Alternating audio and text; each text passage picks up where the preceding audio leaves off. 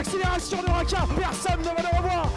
Liberty Raka. Et le nouvel essai, pour l'ASM Clermont-Auvergne.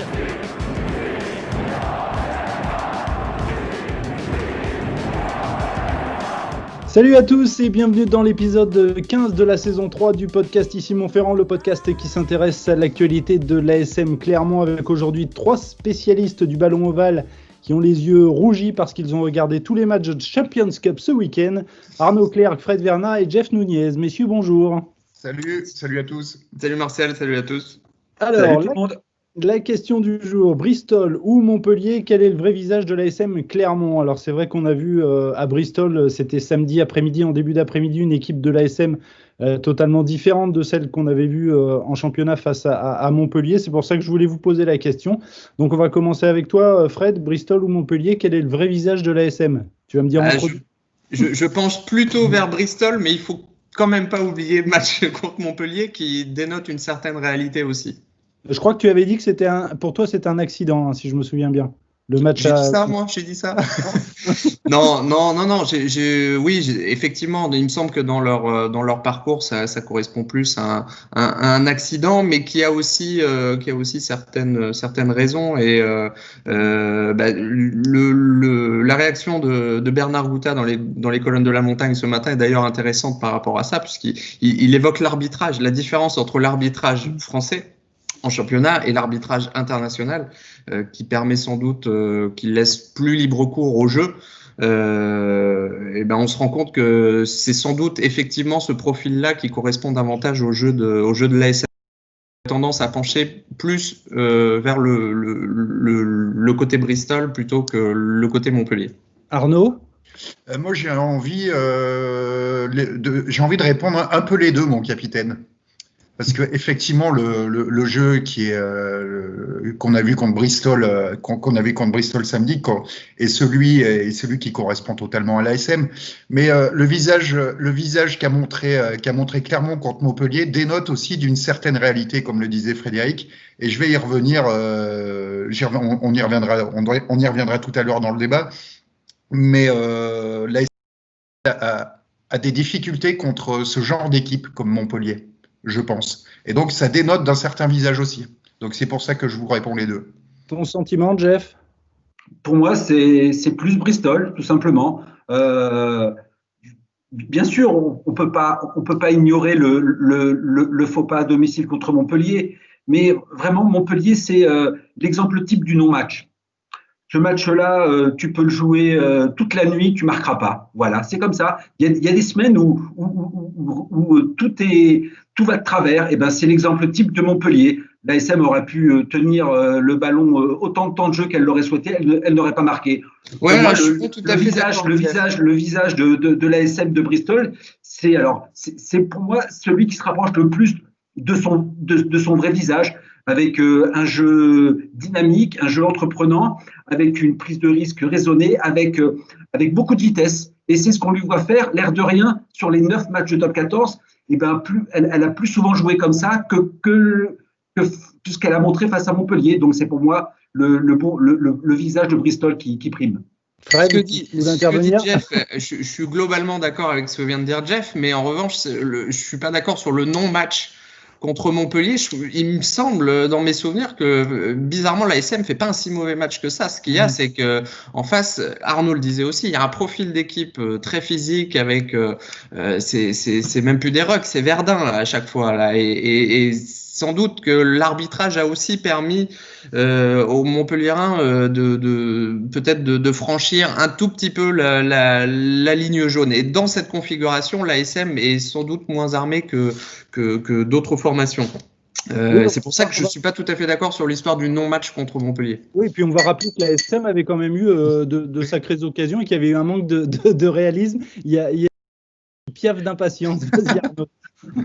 Non, mais c'était un peu pour appuyer ce que disait Frédéric. Je trouve que l'ASM, et on l'avait un peu vu contre le Racing en Coupe d'Europe en quart de finale en septembre, quand des équipes proposent un combat digne des tranchées devant, l'ASM a du mal à développer son jeu. Quand l'ASM est dominée physiquement devant, nettement, ça a été le cas contre Montpellier, elle a tendance à se précipiter un peu, elle a tendance à déjouer. Et on l'a remarqué contre le Racing, contre Montpellier. Ça a été aussi difficile à La Rochelle. L'ASM a perdu à La Rochelle, même s'ils avaient fait un très bon match. Contre ces équipes très rugueuses devant, l'ASM a un peu de mal, et c'est vrai que ça dénote d'un certain visage aussi. Donc Jeff, ça veut dire que Bristol a montré ce qu'il ne fallait pas faire face à l'ASM, en tout cas pour contrer l'ASM, et que Montpellier a montré ce qu'il fallait faire. Non, ça veut dire tout simplement que on pourra mettre la meilleure équipe du monde face à une défense de Montpellier qui a le droit de plonger, qui a le droit de ralentir jusqu'à l'excès les libérations, qui a le droit de jouer les ballons au sol. Personne ne s'en sortira. C'est pour ça que je qualifie ce revers de non-match, parce que c'est un match à part, tout simplement parce que dans ce contexte-là, avec peut-être cet arbitrage-là aussi, et surtout et avec cette configuration d'équipe de Montpellier, eh ben, je ne vois pas qui aurait pu mettre en place son jeu, tout simplement. Après, c'est vrai que l'arbitrage français, comme indiquait Bernard Gouta dans nos colonnes ce matin, l'arbitrage qui est en top 14 favorise un peu ce jeu de guerre de tranchées devant, beaucoup plus qu'en Champions Cup. Mais finalement, messieurs, est-ce que le fait que l'ASM, comme d'ailleurs toutes les équipes engagées cette saison en Champions Cup, l'ASM finalement elle était au pied du mur avec la nouvelle formule. On va rappeler qu'il y a 4 matchs pour se qualifier seulement en quart de finale. Et Camille Lopez, lui, avant Bristol, avait dit que c'était pour lui pratiquement un match couperé. Et peut-être que l'ASM a besoin d'être sous pression, d'avoir de l'adrénaline, quoi. Si vous me permettez, c'est la formule qui veut ça. On le sait, il vaut mieux prendre 5 points sur les matchs pour se retrouver dans une position favorable, et c'est sûr que ça favorise le jeu offensif. Pour marquer un point de bonus offensif, il faut mettre 4 essais, donc c'est vrai que ça favorise l'orgie de rugby. Et l'ASM se retrouve parfaitement dans cette philosophie-là. C'est même pas une question de match couperé, c'est une question philosophique presque. Il y a quelque chose aussi qui a changé la physionomie de ce match quelque part, c'est l'entame tonitruante de l'ASM. Quand vous menez 21-0 au bout de 14 minutes, évidemment derrière l'équipe en face elle n'a pas d'autre choix que de jouer aussi, et de jouer beaucoup, et de surjouer d'ailleurs, ce qui finalement était plutôt un avantage pour l'ASM. C'est pour ça qu'on a assisté à cette orgie de jeu. Mais alors, on rappelle aussi que l'ASM a disputé déjà 3 finales de Coupe d'Europe, toutes perdues, 2 face à Toulon, 1 face aux Saris, aux Saracens. On sent aussi peut-être que ce club a clairement envie d'un trophée sur la scène européenne. Enfin, en tout cas pour la grande Coupe d'Europe, puisqu'elle a gagné le Challenger. C'est Jeff, je crois que tu l'avais dit la semaine dernière. C'est dans l'ADN du club. C'est dans l'ADN du club. La Coupe d'Europe, c'est dans l'ADN de l'ASM, comme la Coupe d'Europe n'est pas dans l'ADN de Montpellier. Voilà. Ça fait pas de Montpellier une mauvaise équipe. Je veux dire, Montpellier est une équipe qui souffre chaque saison en Coupe d'Europe. L'ASM est une équipe qui brille plus souvent qu'elle n'échoue. Mais ce que je retiens de Bristol, c'est qu'on a vu par rapport à Montpellier, donc par rapport au visage proposé, on a vu une équipe qui était capable de se remettre en question, qui était capable de se nourrir de sa frustration de ne pas avoir réussi à jouer et avoir mis en place son jeu, pour le démontrer pendant 80 minutes sur la pelouse du Ashton Gate. On a vu une équipe capable de mettre de la vitesse, de jouer debout. On a vu une équipe capable de sortir les ballons très rapidement des zones de ruck. C'est pas que les Montpelliérains sont meilleurs que les joueurs de Bristol dans ce domaine, c'est que les Montpelliérains étaient peut-être un peu plus chamailleurs, alors que les Anglais ont été davantage dans les règles de l'art, tout simplement. Et dès que l'ASM, elle peut mettre de la vitesse, parce qu'elle a des joueurs rapides devant, mais elle a aussi des joueurs très rapides derrière, et dès qu'elle met cette vitesse, elle peut déborder n'importe quelle défense. On l'a vu, là, c'était la première fois qu'était aligné ce fameux triangle d'attaque avec et Matsushima. Enfin, ces lignes arrière qui sont ahurissantes. La paire de centres a fait un match ahurissant. C'est vrai que dans cette configuration de match, très franchement, il y a peu d'équipes qui sont en mesure, à mon sens, de rivaliser avec l'ASM. Et alors, pour terminer ce débat, messieurs, le prochain match saison contre le Munster, ce sera samedi au Michelin, toujours à huis clos, Covid. Ça sera différent. Covid oblige. Faut pas s'attendre à la même. Faut pas s'attendre à voir des essais, je pense. Quel sera le visage de l'ASM face au Munster qui a gagné face aux Harlequins?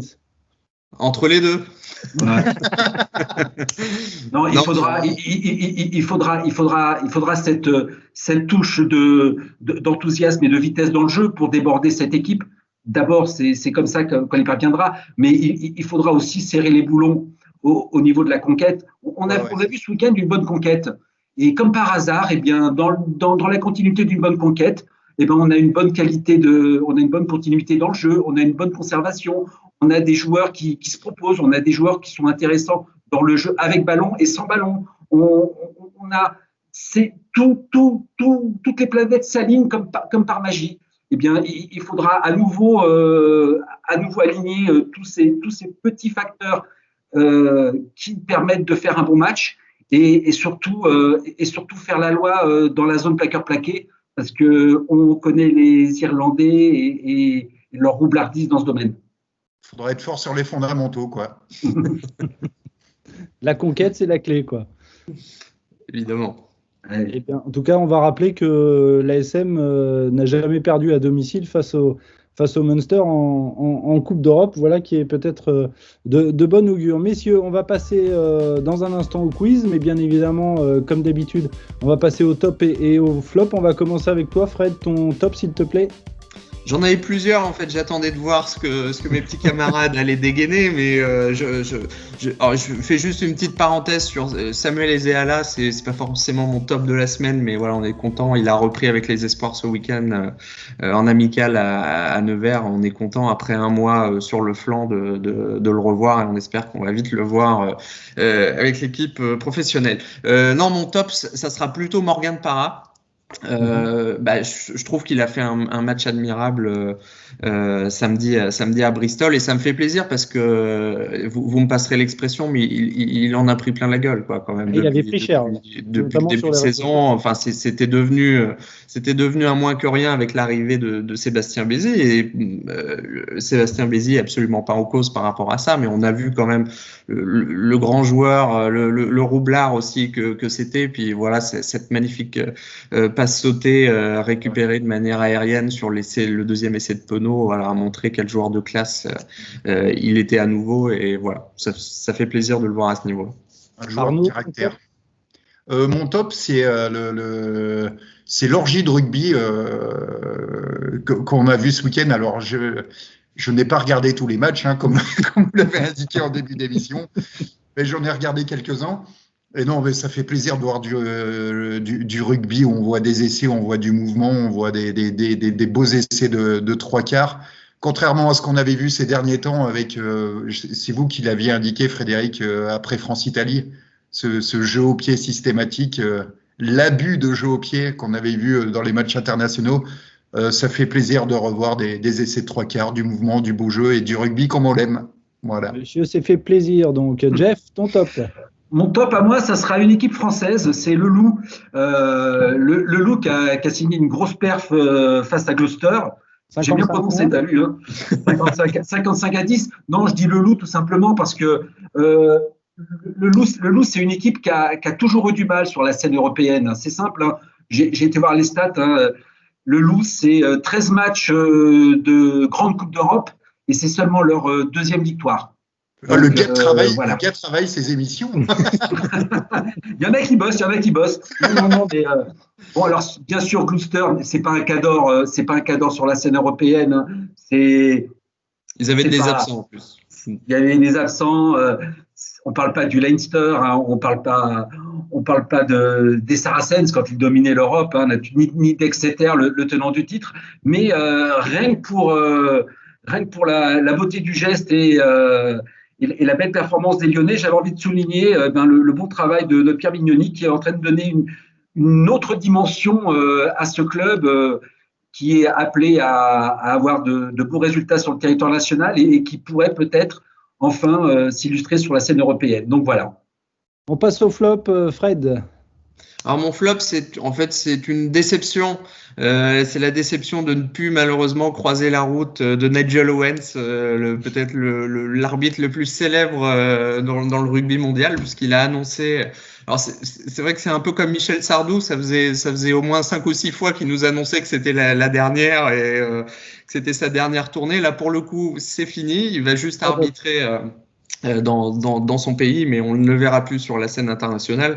Et voilà, bon, il n'a pas toujours tout bien fait, mais c'était un personnage incontournable de l'Ovalie. Et puis voilà, c'est quelqu'un qui avait un peu le culte de la personnalité, mais il faut aussi voilà des hommes comme ça qui cultivent toute cette personnalité. C'est quelqu'un qui a fait avancer aussi la cause homosexuelle, puisqu'il a eu un coming out très précoce et qui était assez inédit dans le monde du rugby. Enfin voilà, c'était une vraie personnalité et en plus un très bon arbitre. Donc voilà, on est triste de plus pouvoir le croiser. Arnaud, ton flop? Alors, mon flop, dans l'océan de louanges et de points positifs après le match à Bristol, qui est justifié, il y a quelques petites gouttes de malheur, notamment avec les blessures en deuxième ligne. Je pense à Vahamaina qui est sorti très rapidement. Bon, il jouait troisième ligne là, pour les raisons qu'on sait. Pessili Yato n'avait pas pu se déplacer en Angleterre. Donc il est sorti au bout d'une demi-heure. Timani a un bobo à l'épaule. On ne sait pas trop quelle sera encore la disponibilité. Mais en tout cas, si ces deux joueurs sont amenés à être absents quelque temps, va se poser quand même des petits problèmes en deuxième ligne. On n'a plus que Gédrasiak qui est titulaire indiscutable en deuxième ligne. Qui est deuxième ligne 100% de son temps. Ituria blessé. Il va falloir bricoler avec Thibault Lanin et Pessili Yato, certainement, qui redescendra en deuxième ligne. Mais ça peut poser problème pour la suite, pour les prochains matchs. Jeff, ton flop? Mon flop, à moi, c'est le match Toulon-Sale. Alors, hasard de la programmation, je l'ai regardé juste après le Bristol ASM et je vous avouerai que tu t'es mis de l'eau sur la nuque là, j'espère. Et je vous avouerai que en effet, je suis pas passé loin de l'hydrocution quand même. C'est sacré choc thermique. C'était en 2 heures, je suis passé de ce que le rugby sur la scène européenne peut offrir de plus spectaculaire, de plus enthousiasmant, à un jeu très terne, pauvre, triste. Restrictif. Voilà, c'est. Je me dis que quand le public reviendra dans les stades, on a quand même plus de chances de les remplir avec des matchs comme le premier plutôt qu'avec des matchs comme le second. Donc voilà quoi. Dommage. Voilà qui est noté. Messieurs, comme promis, on va passer au quiz pour terminer ce podcast. Alors, la première question, elle est pour Arnaud. Le Munster a disputé 4 fois la finale de la Champions Cup, si j'ai bien compté. La première, c'était en l'an 2000, et elle a vu la défaite des Irlandais de peu face aux Anglais de Northampton. Mais quel club français avait éliminé le Munster en demi-finale? Toulouse, Clermont ou le Stade français? Le Stade français. Eh ben, c'était Toulouse que le Munster avait éliminé en demi-finale le 25 mai 2002. Ça, c'est pour Fred. Le Munster s'incline une deuxième fois en finale, cette fois face au Tigres de Leicester. Mais quel club français avait été éliminé par le Munster en demi-finale? Clermont, le Stade français ou Castres? Je dirais Stade français. Eh ben, c'était Castres. Donc, on va essayer d'avoir une bonne réponse avec Jeff. En 2006, au bout de sa 3e tentative, le Munster décroche enfin le Graal en battant en finale un club français, Biarritz, 23-19. Mais quel club non français avait pris une fessée en demi-finale face aux Munstermen de Renan O'Gara? Alors, Bass, le Leinster ou les Wasps? Les Wasps. Les Wasps, eh ben, c'était le Leinster qui avait pris 30-6. Messieurs, bravo pour ce grand chelem. Autre possibilité de gagner des points. Le 29 avril 2013, l'ASM bat le Munster 16-10 en demi-finale de la Champions Cup. C'était Oui. à Montpellier, si je ne dis pas de C'est bêtises, ça. C'est ça. au stade de la Mosson. Est-ce que chacun votre tour, vous pouvez me citer un joueur qui faisait partie ce jour-là du 15 de départ? Alors, le premier qui chute, bien sûr, est éliminé. On va commencer avec Arnaud. Il y a donc 15 possibilités. On est d'accord. Le 15 de départ. Hein. Zirakashvili. Arnaud, Zirakashvili, c'est bon. Fred, est-ce que tu as un nom? Nalaga, Nalaga, tout à fait. Il avait inscrit un essai, si je ne dis pas de c'est bêtises. ça. Jeff, il t'en Para. reste 13. Pardon? Para. Para, tu es sûr de toi? Non. Qui jouait? Morgan Para jouait effectivement. Vous êtes toujours en course. Arnaud,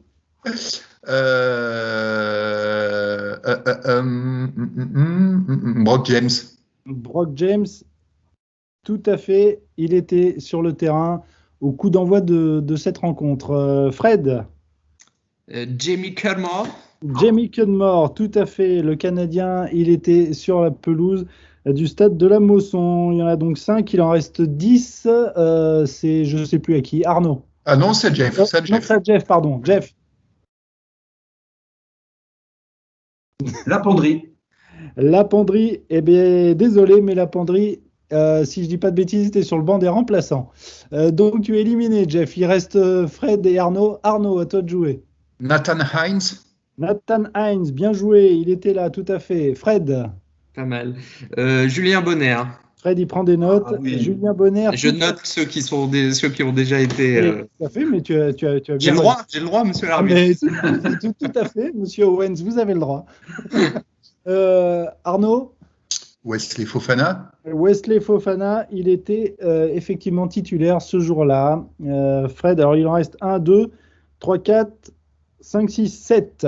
Fred. On va quand même citer le grand blond, là, Aurélien Rougerie. Rassure-moi, il y était. Eh non, Il y était pas. malheureusement. Non, j'ai vérifié 3 fois. Non, il n'était pas là. Alors, j'ai pas réussi à savoir s'il était blessé ou quoi que Ouais, ce soit, mais il il devait être blessé, j'essaie était de me oui, parce qu'il souvenir. n'était même pas sur le banc des remplaçants. Donc, Ouais, il y en avait tellement d'autres, je suis dégoûté. il n'y avait J'étais pas- persuadé qu'il y était. Arnaud, bon, pour assurer ta victoire, il faut quand même que tu nous donnes un nom. Un petit Benjamin Kaiser. Un Benjamin Kaiser, effectivement, était aussi sur la pelouse de la Mosson. Il y avait Domingo Bardi, King, Silivatu et Liburn qui étaient à l'arrière ce jour-là face au Munster. Messieurs, on va terminer avec des petites devinettes. Vous allez tenter de deviner le nom de famille de joueurs actuels ou de joueurs anciens du Munster. Alors, on commence avec toi, Arnaud. J'évolue au poste de 3 quarts. Mon prénom est Calvin et je porte le même nom de famille qu'un célèbre joueur de basket qui a fait les beaux jours des Suns de Phoenix et qui est aujourd'hui l'entraîneur des Nets de Brooklyn. Ah, facile. J'ai. Alors, vous connaissez ma passion pour le basket. On commence avec Fred. Barclay. Non, C'est pas Nash. Calvin, Non. c'est le Calvin. Canadien, Steve Nash. Voilà, tout à fait. C'est donc Calvin Nash, le 3 quarts de Munster. Fred, j'évolue au poste de demi-mêlée. Mon prénom est Nick et je porte le même nom de famille qu'un célèbre sénateur américain connu pour sa chasse aux sorcières, pour sa croisade McCarthy. féministe. McCarthy, je suis donc Nick McCarthy, un bon point. Jeff, j'évolue au poste de 3e ligne. Mon prénom est Billy et je porte le même nom de famille qu'un ancien président de la République. Alors là, je crains le pire. Il va me sortir tout n'importe quoi. Pompidou, non, je crois. Billy Giscard Pompidou, d'Estaing. c'est pas mal. Un ancien président de la République française, naturellement. Tout à fait. Coty. Billy Coty. Bon, on va dire 5e République, d'accord? Ah, d'accord. Oh, il n'y en a pas 50 000. Hein. Non, non, non. Et un nom qui peut faire anglais. Allez. Oui. Ah, je pense Irlandais. que ça va. De Gaulle. Billy De Gaulle au Munster, c'est bien évidemment. Bon, on ne te l'attribue pas celle-là. Hollande. C'était Hollande. Oui. Billy Ah oui. Hollande. Voilà, Ah oui, bon, Billy Hollande. pas deux sur, pour, C'était pour le pour bon Billy, nom. mais allez Arnaud, dernière question pour toi. J'évolue au poste d'arrière, je te l'ai réservé celle-là. Mon prénom est Matt et je porte le même nom de famille que les deux frères d'un célèbre groupe de rock anglais que tu as dû voir en concert, me semble-t-il, à Londres, si je dis pas de bêtises. Mais... Ah, oui, bien Donc, sûr. je Gallagher. suis Matt Gallagher, comme voilà, les deux frères du groupe Oasis. Fred, j'évolue au poste de pilier. Mon prénom est Ciaran. Je porte le même nom de famille qu'un célèbre photographe du Daily Bugle qui a la particularité d'avoir été mordu lors d'une sortie scolaire par une araignée radioactive. Parker. Voilà, je suis Ciaran Parker. Allez, dernière question, elle est pour Jeff. Ouais. On va voir. Tu aimes le rock Je m'y connais un peu plus en basket, oui. T'as gâché dans les combrailles quand même à l'époque. Souviens-toi.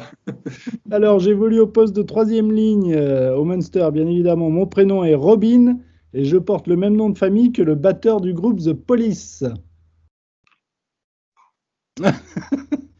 Tu me dis pas Sting. Ah non. Copeland. Bien joué, je suis bravo. Copland et je joue au... Voilà, tu sauves l'honneur. Messieurs, en tout cas, merci beaucoup. Bien Très évidemment. bon film avec Stallone, Copeland aussi. Quelle culture. Bon, messieurs, en tout cas, merci d'avoir participé. On se retrouve bien évidemment sur notre chaîne YouTube et sur les différentes plateformes de podcast. Messieurs, je vous souhaite une bonne semaine et à la semaine prochaine. À bientôt. À bientôt. À bientôt. Salut. Au revoir tout le monde. Au revoir.